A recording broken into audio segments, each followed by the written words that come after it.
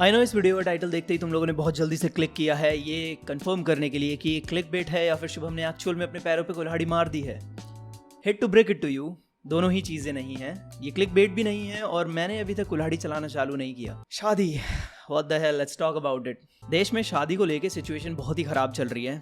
जो अनमैरिड लोग हैं जिनको अभी शादी करनी है या फिर जो रिश्ते देख रहे हैं या फिर जो कपल्स हैं वो डिस्कस कर रहे हैं आपस में कि लेट्स गेट मैरिड, सबकी फटी पड़ी है। इनफिडेलिटी बढ़ती जा रही है। जहां अच्छे स्वीट मैरिड कपल्स को देख के हमें थोड़ा मोटिवेट होना चाहिए, वहां हम देख रहे हैं कि इन्हीं के अलग ही कलेश चल रहे हैं। ये तो वो हरकतें कर रहे हैं जो आजकल के वो 17-18 साल के बच्चे कर रहे हैं। जो मॉडर्न डेटिंग में जो वर्ड्स यूज हो रहे हैं वो सिचुएशनशिप या फिर वो ब्रेड क्रम्बिंग, अब और कौन से वर्ड्स हैं, cushioning, benching, orbiting, situationship, catfishing, zombieing, love bombing, slow fade, ओहो बहुत सारे हैं। सो ये शादी के बाद भी अपेरेंटली अप्लाई होते हैं। अब बहुत ही सेक्रेड माना जाता था शादी को। अब तो no more happily ever after, like no more कि हमें जिंदगी में अब ये कुछ करना है या फैमिली के लिए कौन जी रहा है। I know there are examples but मैं ओवरऑल बात कर रहा हूँ जो देश में चल रहा है। ऑनेस्टी नहीं है, सारे नेगेटिविटी वाले काम हो जाएंगे। जैसे कि वो ड्राम में मार के डाल दिया, रोज रोज वीडियोस आ रही हैं जहाँ पे पकड़े जा रहे हैं चीटिंग करते हुए रंगे हाथों। शादीशुदा लोग हैं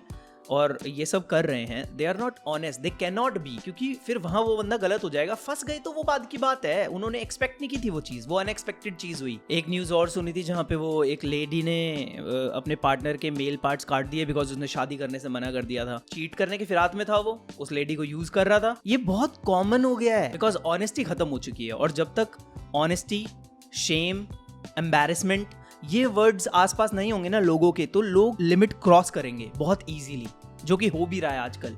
एक वीडियो देखी थी मैंने जहाँ पे एक लेडी अपने उसका अफेयर चल रहा है शादी के बाद, वो उधर से मिल के आई अपने बॉयफ्रेंड वगैरह से और घर में हस्बैंड वीडियो बना रहा है, वो उसे डरा रही है कि ड्राम याद है ना, याद रखियो। और ये व्हाट द फक, भाग के गई थी, आज आई है। हाँ ये देखो 4 दिन से भाग के गई थी ना, रोकना कौन है किसको? ड्रम याद है, याद है ड्रम याद है, बिल्कुल ड्रम याद है। अच्छा तुम वर्बली तुम बात करके इस सिचुएशन को हैंडल कर सकते हो। यहाँ पे क्या हो, कहीं हेल्प भी नहीं मांग सकता वो, बिकॉज सबको पता है कुछ नहीं होगा। अगर रियलिटी के पानी से मुंह धो ना अपना, तो उस सिचुएशन में कोई उसकी हेल्प नहीं करेगा। ब्लेम उसका हस्बैंड पे ही आ जाएगा और उसके बाद इन दी एंड उसके पास क्या होगा, वो अनअलाइव कर लेगा अपने आप को प्रोबेबली। फनी बात तो ये है कि जो लोग बहुत अच्छे तरीके से शादी चला सकते हैं, जिनमें बहुत ज्यादा पोटेंशियल है, जो बहुत बड़े ड्रीम्स देख रहे हैं अपनी शादी को लेके, अपने पार्टनर को लेके, एक फैमिली, वो लोगों की सबसे ज्यादा फटी पड़ी है। वो ऐसे पॉइंट पे पहुंच चुके हैं जहां पे दे आर थिंकिंग यार इज शादी इवन वर्थ इट। लोगों में है पोटेंशियल, बहुत अच्छी शादी चला सकते हैं वो, but how do you prove it to your partner कि यू आर द गाय और the girl? Everyone is suspicious, सबको शक हो रहा है, किसी को किसी पे ट्रस्ट ही नहीं है। सबके माइंड में ये है कि ये जो ये मॉडर्न वर्ड्स मैंने बताए, क्रम्बिंग क्रूमिंग, ये सब इसमें फंसे पड़े हैं। लग क्या रहा है भाई, है, इट्स हैपनिंग। जो लोग इन वर्ड्स पे जी रहे हैं मॉडर्न डेटिंग में, वो लोग इतना यूज्ड टू हो चुके हैं कि उनको इसमें वो शेम और एम्बैरेसमेंट वो सब दिखता ही नहीं है। इट्स वेरी वेरी नॉर्मल कि ये तो होता ही है यार,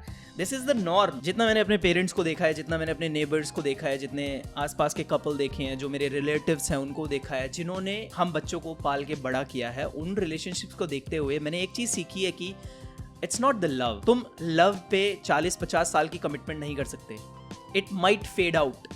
अगर तुम्हें किसी रिलेशनशिप को हैंडल करना है, it's about responsibilities and duties जो पेरेंट्स को अपने बच्चों की तरफ होती है, जो एक पार्टनर को दूसरे पार्टनर की तरफ होती है। It's about responsibilities. I don't think love पे तुम्हारी रिलेशनशिप बहुत दूर तक जाने वाली है। बंदे चेंज होते हैं, बॉडी चेंज होती है, थॉट्स चेंज होते हैं। बंदा as you grow up you are changing continuously. जिस बंदे या बंदी को तुम आज बहुत ज्यादा पसंद कर रहे हो, ही माइट और शी माइट चेंज, उसके थॉट्स चेंज हो जाएंगे। वो जिस चीज को किस तरीके से देखती थी या देखता था, वो सब बदल सकता है। तुम अभी अपना ही एग्जांपल ले लो, 10 साल पीछे चले जाओ अपने ही लाइफ के, you are a very changed person and I feel like सिर्फ लव पे तुम एक लंबी रिलेशनशिप नहीं चला सकते। बाकी who the hell am I, right? मैं एक अनमैरिड बंदा हूं अभी जिसको जल्दी ही शादी करनी पड़ेगी। आई नो कई लोग अभी भी कमेंट्स में कहेंगे कि यू नो लव बेसिस पे क्यों नहीं चलती दुनिया, बहुत सारे कपल्स हैं जो they are madly in love अपने ओल्ड टाइम में भी। दैट्स गुड भाई, but that is very rare. तुम गारंटी दे सकते हो क्या